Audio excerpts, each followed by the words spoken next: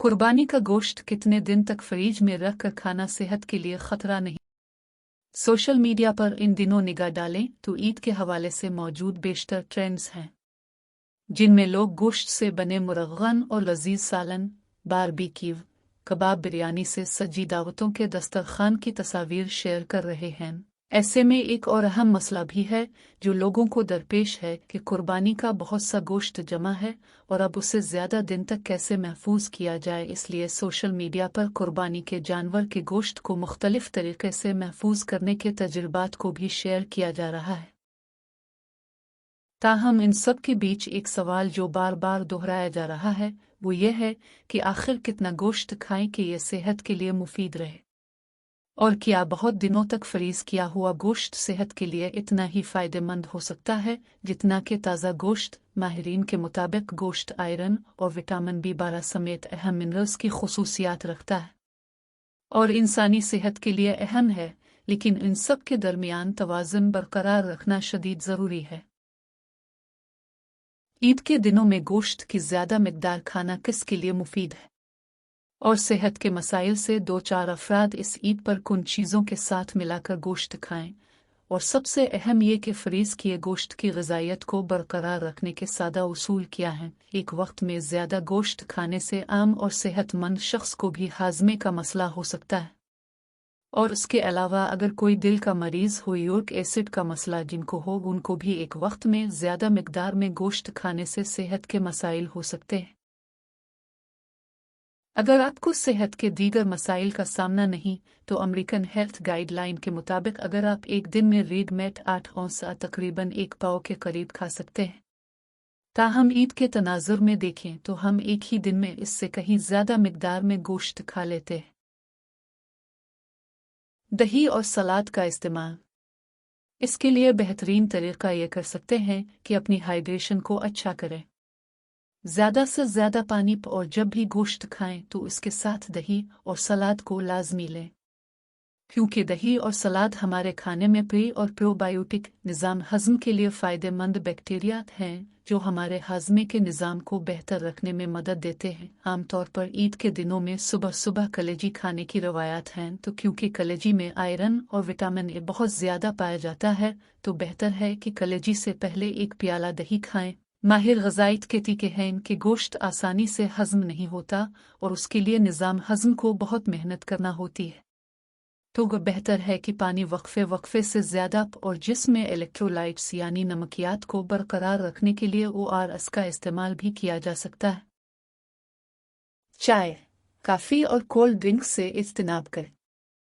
Iron और vitamin B12 का level bill में कम हो जाता है तो रेड मीट यानी मटन और बीफ आयरन और विटामिन B12 की कमी को दूर करने का एक अच्छा ज़रिया समझा जाता है, और अगर रूटीन में ईद के दिनों में इसका इस्तेमाल रखते हैं तो हमारी अमूमी सेहत के लिए अच्छा होगा, लेकिन क्योंकि हम मिकदार ज़्यादा लेते हैं तो वो नुकसानदेह बन जाता है। अगर कोई गर्दों के अमराज में मुब्तला है और डायलिसिस पर नहीं है तो उनके लिए प्रोटीन बहुत कम तादाद में लेना होता है। इसी तरह दिल के मरीजों के लिए जिनका लिपिड प्रोफाइल मामूल के मुताबिक नहीं बीफ खाना उनके लिए नुकसानदेह हो सकता है। थैलेसीमिया के मरीज जिनको आयरन नहीं दिया जा सकता तो बेहतर होता है कि इस तरह के मरीज गोश्त लेने के साथ चाय या कॉफ़ी का इस्तेमाल करें ताकि आयरन जज़्ब ना हो सके और थैलेसीमिया के मरीज को मसला ना करे। जबकि खून की कमी का शिकार अफराद जिन ईद पर गोश्त खाएं तो इसके साथ लीमू का इस्तेमाल करें ताकि आयरन जिस्म में ज़्यादा से ज़्यादा जज़्ब हो सके। फ्रीज किए गए और ताज़ा गोश्त की ग़िज़ाइयत में फ़र्क। बहुत से लोग गोश्त का कुछ हिस्सा बाद में खाने के लिए फ्रीज करके रखते हैं, लेकिन यह तस्वुर भी पाया जाता है कि इसकी ग़िज़ाइयत बरकरार नहीं रहती। अगर गोश्त को फ्रीज़र में गाइडलाइन के मुताबिक फ्रीज करते हैं यानी एक सर्विंग का पैकेट बनाकर रखते हैं और फ्रीज़र के दर्जा हरारत में तब्दीली ना आए तो फिर फ्रीज किया हुआ ताज़ा गोश्त की ग़िज़ाइयत में फ़र्क नहीं होता।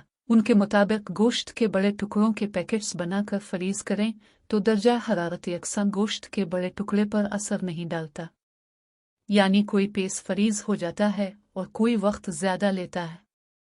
ताहम दर्जा हरारत में बार बार तब्दीली ना हो, बिजली ना जाए तो फ्रीज किए गोश्त की ग़िज़ाई वैल्यू वही होगी जो ताज़ा गोश्त की है और इसमें कोई मुज़ाका नहीं।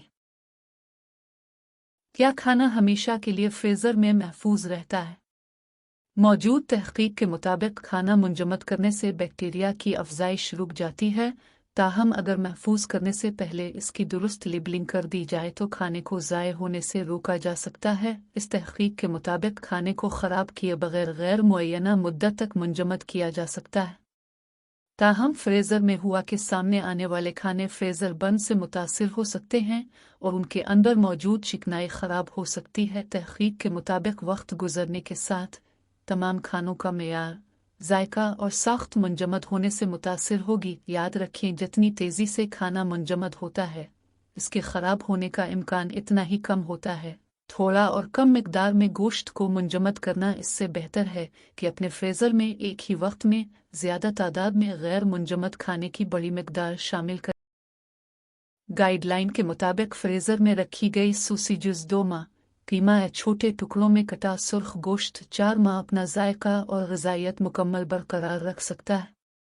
मुर्गी जिसको अच्छी तरह पैक किया गया हो और इसमें हुआ का गुज़र कम से कम हो, वो 1 साल तक फ्रीज़र में महफूज रह सकता है। भेड़ या बीफ के गोश्त के रोस्ट किए गए कतले रोस्टिंग जॉन्ट्स 9 माह से 1 साल तक, चांपे और स्टिक्स 6 से 9 माह तक फ्रीज़ की जा सकती है, जबकि मुर्गी के पीसेस को भी 6 से 9 माह तक फ्रीज करके उसकी ग़िज़ाइत बरकरार रखी जा सकती है। ताहम शर्त यही है कि फ्रीज़र का दर्जा हरारत यकसा रहे और बार बार खिलने और बिजली के तात्तुल के बाइस इंजमाद में फ़र्क न पड़े।